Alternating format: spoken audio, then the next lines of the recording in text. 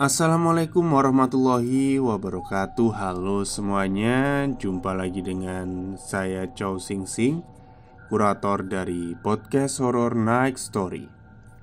Halo, apa kabar semuanya? Semoga kalian semua sehat-sehat ya. Dan seperti biasanya pada hari ini, saya kembali dan akan menghadirkan sebuah kisah mistis untuk kalian semua. Kisah mistis kali ini saya datangkan dari Simple Man. Jadi cerita yang kemarin ya akan saya lanjutkan kembali tentang Padusan Pitu. Oke, daripada kita berlama-lama, mari kita simak ceritanya. Mira merobek salah satu sobekan kertas di papan. Ia menatap Riko sembari menunjukkan. Satu keluarga dibantai di malam pernikahan. Ingat gak sih tentang cerita ini?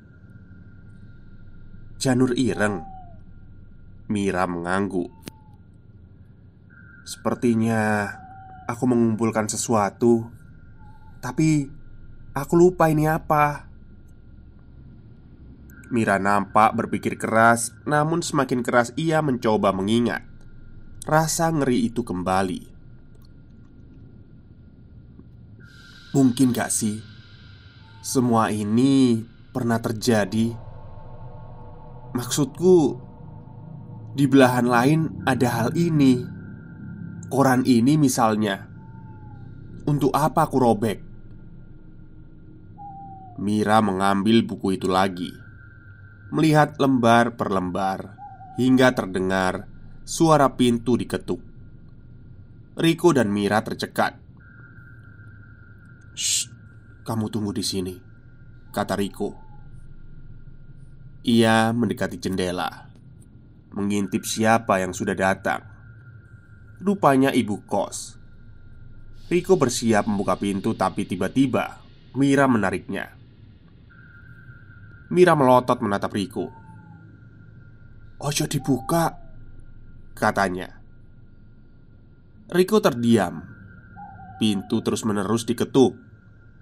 Sementara Riko tidak mengerti apa yang terjadi.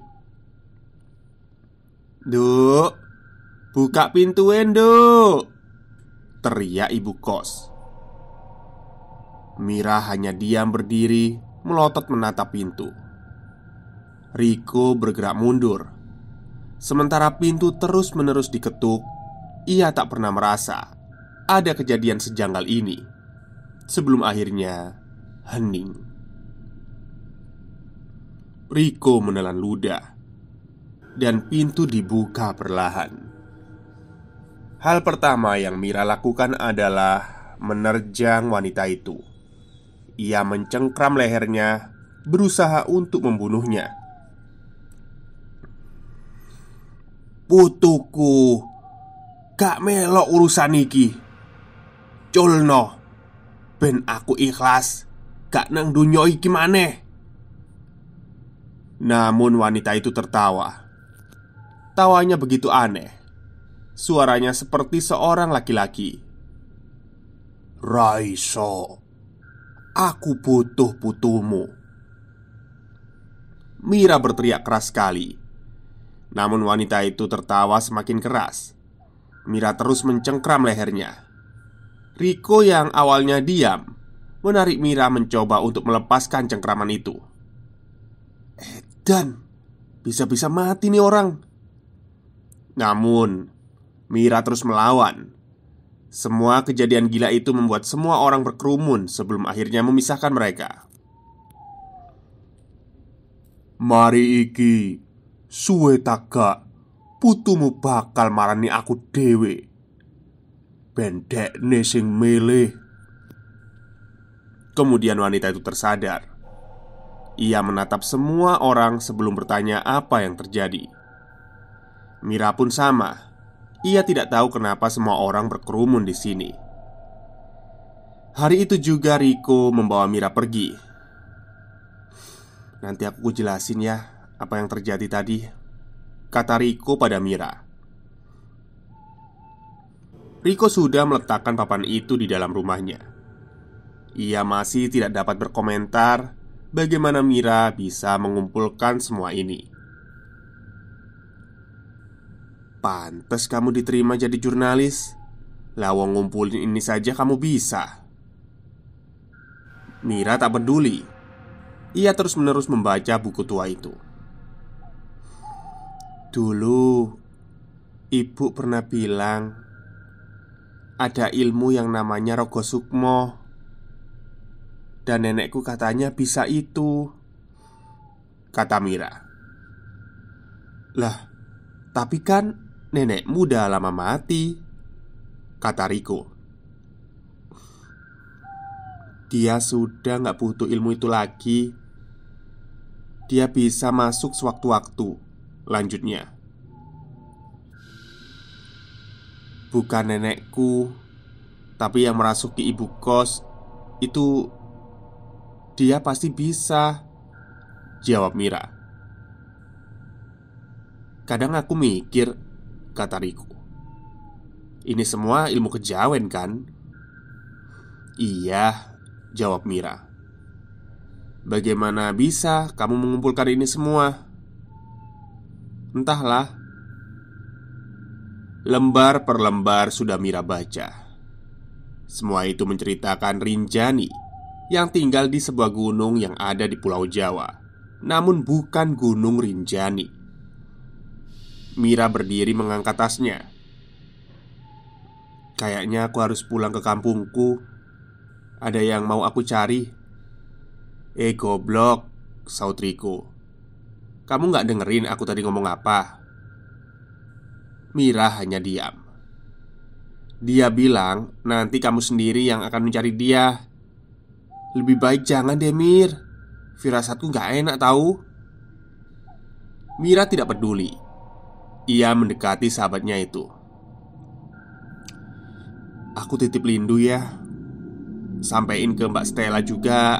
Aku cuti dulu. Riko tetap tidak setuju. Ia mencengkram tangan Mira. Namun perempuan itu menatapnya sengit. Ini penting, Rik. Lepasin. Aku ikut, kata Riko. Mira menggeleng dan menjawab, enggak. Kalau ada apa-apa, kabarin aja ya, kata Riko. Ia melangkah keluar rumah. Sudah lama sekali Riko tidak melihat mata Mira seserius ini. Mira memang perempuan yang keras, namun justru itu hal yang membuatnya berbeda di antara yang lain. Riko mencoba mengerti. Ia melihat bayangan perempuan itu pergi. Di sebuah stasiun yang ramai, sembari menunggu kereta datang, Mira duduk sembari beberapa kali ia membolak-balik lembaran dalam buku itu, mencoba mengingat detail yang ia lupakan. Namun sayangnya tak ada yang ia ingat. Mira tersadar saat ada seorang lelaki mendekatinya dan bertanya padanya, Maaf mbak, punya korek api ndak? Kata lelaki itu. Buat ngerokok. Mira melihat lelaki itu sengit, tak menjawab pertanyaannya. Si lelaki langsung beringsut mundur takut. Dari jauh, lelaki lain berambut gondrong memanggilnya. Rus, ayo, bisa wis tekan. Si lelaki menatap kawannya sebelum ia menatap perempuan itu lagi. Jangan galak-galak mbak, nanti ndak dapat jodoh loh. Ruslan, asu iki, telat iki lo. Iya Gus, kata lelaki itu. Dua orang aneh itu perlahan pergi. Mira menatap kereta yang sudah datang. Mira melangkah masuk ke gerbong. Ia menatap pemandangan itu untuk terakhir kalinya. Ia bersiap dengan semua yang sudah menunggunya. Ia harus mencari tahu siapa Lindu saat dia di kampung halamannya. Sudah lebih dari 6 jam Mira duduk di gerbong. Sudah puluhan orang datang dan pergi. Waktu berlalu begitu cepat, membuat Mira sendiri bertanya-tanya, apa yang ia cari selama ini? Dan perlahan semuanya mulai terungkap. Namun matanya menangkap seorang wanita tua. Ia duduk sembari mengawasi sejak tadi. Wanita itu tak kunjung pergi. Ia mengenakan gaun lawas coklat dengan belanjaan tas sayur di samping kakinya. Mira berusaha untuk mengabaikannya. Namun aneh, Mira merasa wanita tua itu terus melihat dirinya. Dan tak sedetik pun ia berpaling. Ekspresinya begitu dingin. Merasa ada yang salah dengan si wanita, Mira berdiri dan berniat untuk pergi. Mira mengangkat tas punggungnya. Namun si wanita itu ikut berdiri, membuat Mira semakin yakin ada yang salah dengan dirinya. Mira melangkah pergi. Sesekali ia melihat si wanita itu mulai berjalan mengikutinya. Di gerbong lain, Mira melihat banyak sekali orang menatapnya dengan aneh. Mira berjalan tenang, berusaha membaur dengan mereka. Ia menoleh namun tak didapati si wanita itu. Belum. Sampai akhirnya si wanita melangkah masuk mendekatinya. Mira kembali berjalan berusaha menjaga jarak. Mira memilih berhenti. Ia duduk di salah satu kursi paling sudut.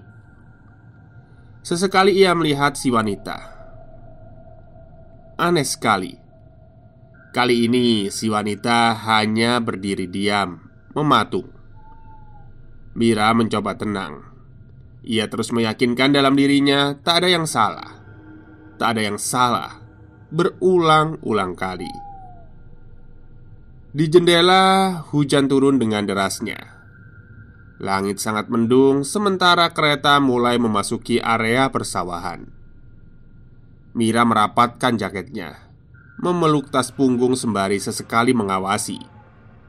Si wanita masih berdiri, tapi anehnya tak ada satupun orang yang merasa terganggu dengan kehadirannya itu. Seorang lelaki yang duduk di depan Mira juga bersikap aneh. Saat mata mereka beradu, ia langsung membuang muka, seakan melihat sesuatu yang mengerikan. Mira menatapnya lekat-lekat. Tangannya gemetar hebat sembari mencengkram koran. "Pak?" tanya Mira. Si lelaki itu kaget dan kemudian pergi. Kepergian lelaki itu membuat Mira semakin bingung. Ia menatap ke tempat di mana wanita itu berdiri. Ia masih di sana, namun sesuatu terjadi. Hening. Mira tak bisa mendengar apapun, bahkan suara hujan di luar jendela pun tak bisa ia dengar. Si wanita mengangkat tangan dan menunjuk. Saat itu juga fenomena itu terjadi. Semua orang yang ada di dalam kereta berdiri dan menatap Mira semuanya. Mira bersiap. Ia menggenggam rapat tas di punggungnya. Si wanita melangkah mendekatinya. Semakin dekat, dan Mira langsung menghantam kepala si wanita itu dengan tas. Mira mendudukinya, terus memukul-mukul kepala si wanita itu. Mira begitu kalap, sampai teriakan si wanita membuyarkan semuanya. Ia terus meminta tolong, dan Mira baru sadar di sekelilingnya orang-orang berkerumun untuk memisahkan. Yang terjadi berikutnya, Mira terguncang kebingungan. "Ini minumannya, Mbak," kata seorang lelaki petugas stasiun. Mira duduk di dalam ruangan itu dan dimintai penjelasan. "Mbaknya kenapa? Kok mukuli ibu-ibu itu kayak orang kesurupan gitu?" kata si lelaki. Maaf Mbak, saya juga nggak tahu Pak apa yang terjadi," kata Mira menunduk. Si petugas melihat kawannya. Ia memberikan gestur tangan, stres. Mira menoleh. Si petugas nampak tidak enak hati tersenyum sebelum melihat ke tempat lain. Saya ndak stres kok pak, saya normal." Si petugas setuju, karena seharusnya stres mungkin ibu-ibu yang dipukuli, yang disiksa dalam gerbong tadi. "Sebenarnya Anda beruntung, dia nggak nuntut. Anda boleh pergi, tapi sebelumnya maaf, buku apa ini?" Mira menatap buku yang dibawanya. Buku itu nampak begitu usang bila dilihatkan. Itu peninggalan keluarga saya pak." Si petugas mengangguk dan mengembalikannya. "Sampean ini mau kemana?" Mira mengambil buku dan membuka lembaran di dalamnya dan menunjuk pada si petugas. Ketika si petugas melihat itu, ia menatap Mira sambil melotot sebelum memanggil kawannya. Wajah mereka nampak begitu panik sebelum mengatakan, "Mbak boleh pergi sekarang. Pintunya di sebelah sana ya mbak," kata si petugas tiba-tiba. "Monggo, monggo." Hujan masih terus turun. Mira melangkah menembus jalanan. Masih terasa aneh karena di setiap Mira melangkah, semua orang yang berpapasan dengannya seakan-akan melihat dirinya begitu dingin. Begitu membuat Mira tenggelam dalam kengerian yang ia ciptakan sendiri. Mas, bisa anterin saya ke sini nggak ya?" tanya Mira pada seseorang yang duduk berteduh. Mira menunjuk tulisan di dalam bukunya. Namun seperti yang lain, ia tiba-tiba pergi meninggalkan Mira seorang diri. "Oh, asu," ucap Mira lirih. Sudah lebih dari 10 kali ia diperlakukan seperti ini, tanpa dapat satupun orang yang mau membantunya. Mira terpaksa tidur di stasiun. Saat itu ia bertemu lagi dengan si petugas. "Mbak yang tadi toh?" Mira berdiri menatapnya.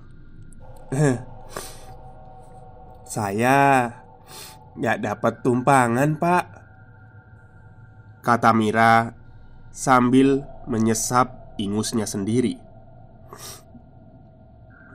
Si petugas kemudian duduk. Ia menatap Mira. Ya sudah, saya antar saja ya." Hujan sudah reda, namun mendung belum juga pergi. Si petugas stasiun memberi Mira helm sebelum akhirnya mengeluarkan motor butut tahun lawasnya. Mira menaikinya. Perlahan motor berjalan pelan sebelum akhirnya menembus jalanan. Di sana ia bercerita tentang desa itu. Terakhir saya ke sana sih sudah lama banget, Mbak." Ia melihat Mira dari kaca spion sambil melanjutkan ceritanya. "Kalau Mbak bingung kenapa banyak orang yang menolak, sebenarnya ya karena ada sesuatu." "Sesuatu, Pak?" tanya Mira keheranan. "Iya," katanya. "Di sana itu..." Si petugas menelan ludah tanpa ragu. "Di sana itu ada brangos, Mbak." "Brangos itu apa, Pak?" tanya Mira semakin penasaran. Si petugas hanya diam. Saya nggak bisa ngasih tahu lebih jauh sih, Mbak. Katanya brangosnya itu muncul juga baru beberapa tahun ini. Saya belum pernah lihat. Saya juga penasaran sebenarnya." "Muncul? Maksudnya gimana sih, Pak?" "Ya muncul, Mbak." Motor mulai memasuki area jalanan tanah. Di kiri kanan jalan banyak sekali bambu. Belum pernah Mira merasakan perasaan setakut ini. Namun setiap motor melaju, ketakutan itu terus menumpuk.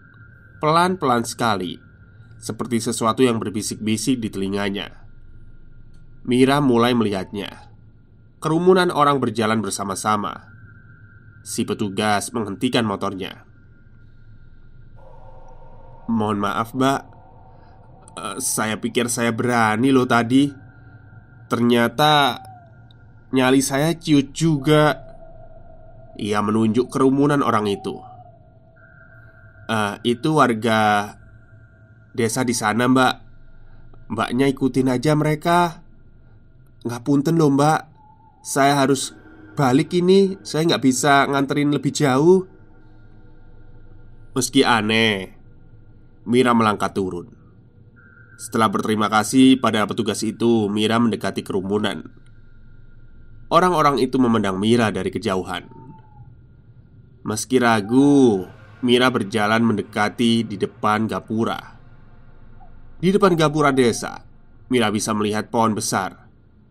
Salah satu dari mereka mendekati Mira, bertanya kedatangannya ke sini untuk apa. Mira menurunkan tasnya dan bersiap mengambil buku itu. Namun ia ingat, bila ia menunjukkan buku itu, Mira takut mereka akan bereaksi sesuatu yang tidak diinginkan. Lantas akhirnya Mira mengatakan bahwa ia adalah jurnalis yang datang untuk meliput desa ini. Pandangan orang-orang itu tentu nampak tidak senang. Tak satu pun orang yang tersenyum. Namun Mira melihat sesuatu. Di salah satu rumah, Mira menatap banyak sekali anak-anak kecil perempuan. Mereka berlarian di depan sebuah rumah. Tak berapa lama, anak-anak perempuan itu menatap Mira sebelum tersenyum kepadanya. Mira merinding melihatnya. Karena setelahnya, seseorang mendekatinya, berbicara dengan si lelaki yang mendatangi Mira. "Pak, sampun sedo." Meski orang itu masih tidak senang dengan kehadiran Mira, namun akhirnya mereka membiarkan Mira begitu saja. Anak-anak perempuan itu lenyap sesaat kemudian. Mira baru mengetahui setelah ia mencuri dengar bahwa kedatangan orang-orang ini adalah menjenguk salah satu dari mereka yang tengah sakit. Dan sekarang orang itu sudah meninggal. Mereka berkerumun di rumah duka.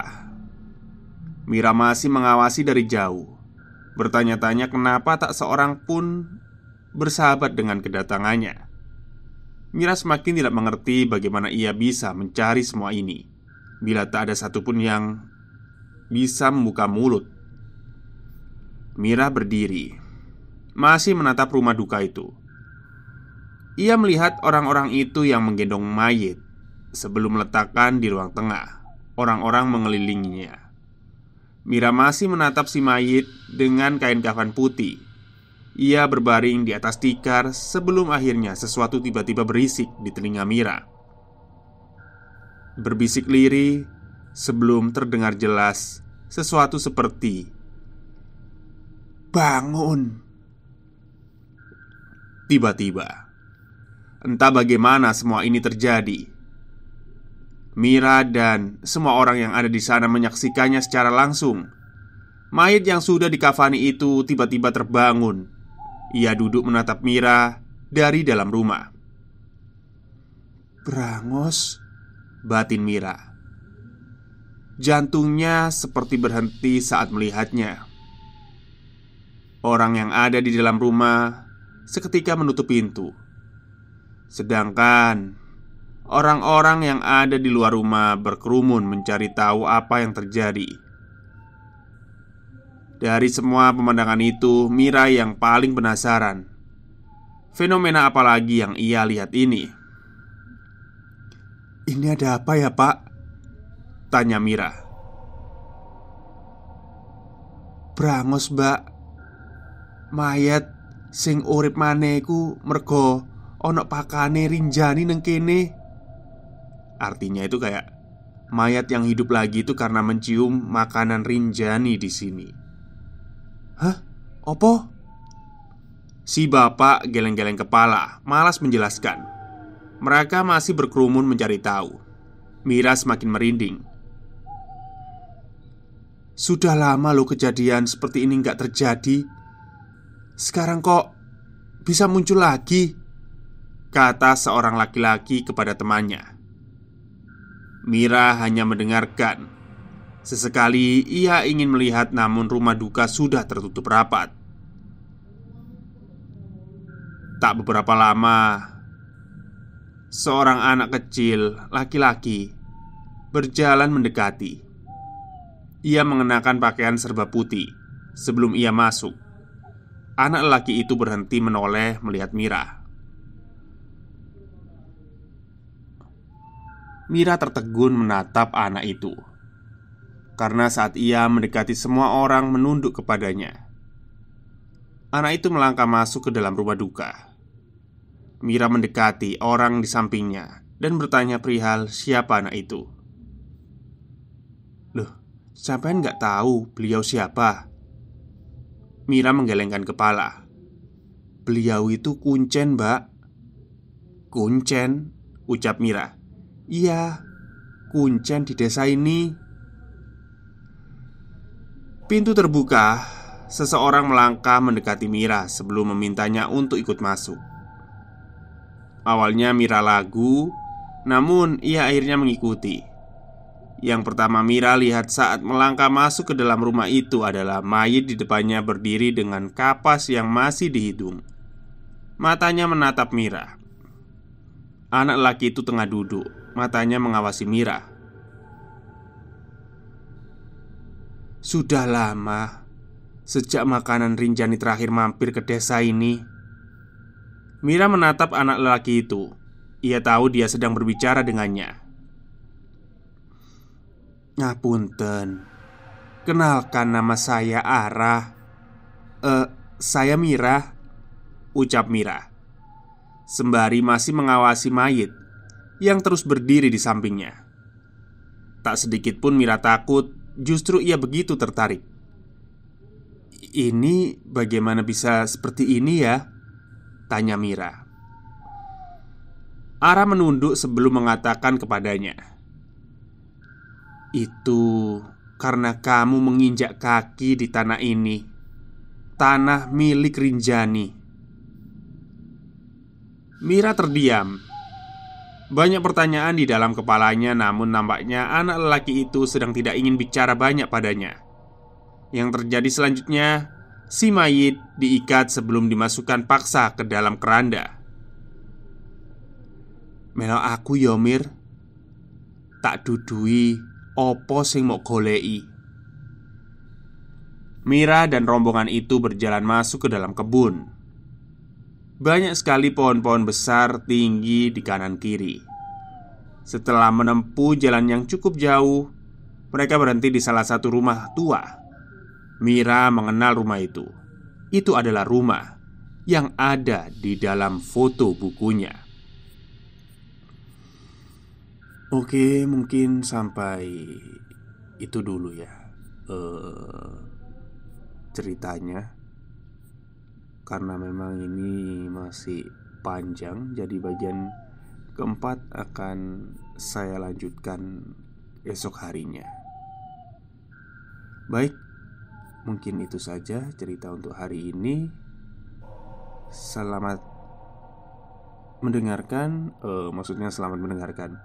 Mohon maaf bila saya banyak kesalahan dalam berkata-kata. Sampai jumpa di episode selanjutnya.